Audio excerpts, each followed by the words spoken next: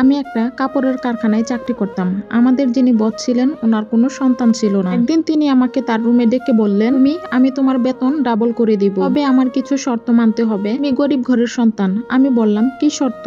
তখন তিনি বললেন, তোমার গর্ভ ভাড়া দিতে হবে। আমাকে আমি 5 লাখ টাকা দিব, যদি দাও তাহলে না হয় আরো 5 লাখ টাকা দিব। তুমি যদি রাজি থাকো তাহলে কালকে অফিসের পরে আমার সাথে দেখা করবে। আমরা এতটাই গরিব যে এই বিষয়টা যখন আমি আমার মাকে বললাম, তখন মা বললেন, সমস্যা কি, খাওয়ার জন্য ভাত পাওয়া যায় না, আর এর মধ্যে যদি উনি 5 লাখ টাকা দেয় তাহলে সমস্যা কি, যেই শর্তই দেখ না কেন তুই রাজি হয়ে যাবি। পরের দিন আমি অফিসে যেয়ে স্যারকে বললাম, স্যার আমি আপনার সব শর্তে রাজি আছি। উনি শুনে অনেক হাসলেন, তারপর আমার হাতে নগদ 2 লক্ষ টাকা দিলেন। সাথে কখনো আমি 10,000 টাকাও দেখিনি, তার মধ্যে 2 লক্ষ টাকা পেয়ে আমি তো খুশিতে একদম গদগদ। কিন্তু আমি তখনও বুঝতে পারিনি গর্ভ ভাড়া দেওয়া কি এমন জিনিস। আমার মাকে আমি যখন টাকাগুলা দিলাম, আমার মা তো অনেক বেশি খুশি। তারপর আমার মা বললেন, তোর স্যার যে শর্তেই দিক না কেন তুই সব শর্তে রাজি হয়ে যাবি। আমাকে কয়েকদিনের ছুটি দেওয়া হয়, এরপরে হসপিটালে নিয়ে যাওয়া হয়। চিকিৎসার খরচ, খাওয়া দাওয়া সবকিছু মিলিয়ে প্রায় প্রতি মাসে 30,000 টাকা আমার পরিবারকে দেওয়া হতো। সময়ের সাথে সাথে আমার শরীরে অনেক পরিবর্তন আসতে থাকে। আমি বুঝতে পারি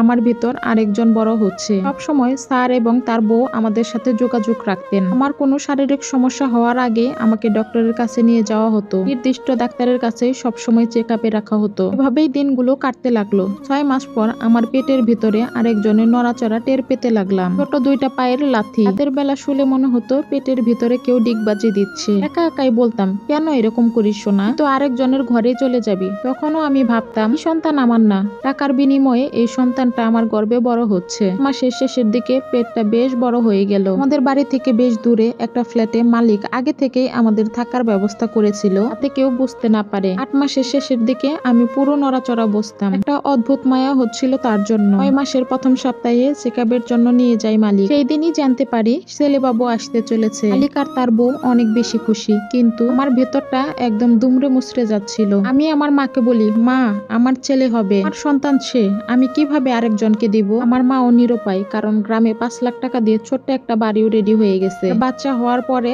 আরো 5 লাখ টাকা দেওয়ার কথা। সময় ঘনিয়ে আসলো। 9 মাসের দ্বিতীয় সপ্তাহে আমার লেবার পেন ওঠে। আমি মাকে বলি, মা আমি আমার বাচ্চা দিব না, তুমি ওদেরকে জানাইও না, আমার ব্যথা উঠেছে, চলো মা আমরা অন্য কোথাও চলে যাই। আমার মনের অবস্থা আমার মা বুঝতে পারেন, কিন্তু তিনিও নিরুপায়। এতগুলো টাকা কোনোভাবেই ফিরিয়ে দেওয়া সম্ভব নয়। রাতে মালিককে আমার মায়ে ফোন দিয়ে জানায়, তারপরে আমাকে তাড়াতাড়ি হসপিটালে নিয়ে যাওয়া হয়। নরমালি আমার ছেলে দুনিয়াতে আসে। চোখের সামনে আমি আমার সন্তানটাকে কাঁদতে দেখলাম। নার্স বুকে এনে দিল। আমি চিৎকার করে কেঁদে উঠলাম, আমার সন্তান সে, আমার রাজপুত্র, আমি তাকে দিব না। নার্স 2-3 বার দুধ খাওয়াতে আনলো। আমি কাঁদতে কাঁদতে আমার মালিককে বললাম, স্যার আমাকে যা দিয়েছিলেন সব আপনি ফিরিয়ে নেন, আমার কিডনি নিয়ে নেন, যে বাড়ি আমার আব্বাই বানাইছে ওইটাও নিয়ে নেন, তবুও আমার ছেলেটাকে নিবেন না। তখন স্যার আমাকে একটা থাপ্পড় দিয়ে বলল, লজ্জা লাগে না এসব বলতে? তোর কথা মতোই তো এতদিন অপেক্ষা করেছিলাম, আর কোনো কথা বললে তোকে পুলিশে দিব। মুখের উপর চেকটা সরে মেরে এরপরে নার্সের কাছ থেকে আমার সন্তানটাকে নিয়ে চলে গেল ওরা। আমার কান্নায় পুরো হসপিটালের লোক দৌড়িয়ে চলে আসলো। সদ্য মা হয়েও সন্তানকে ধরে রাখতে পারলাম না। গ্রামের বাড়িতে ফিরে আসি, কিন্তু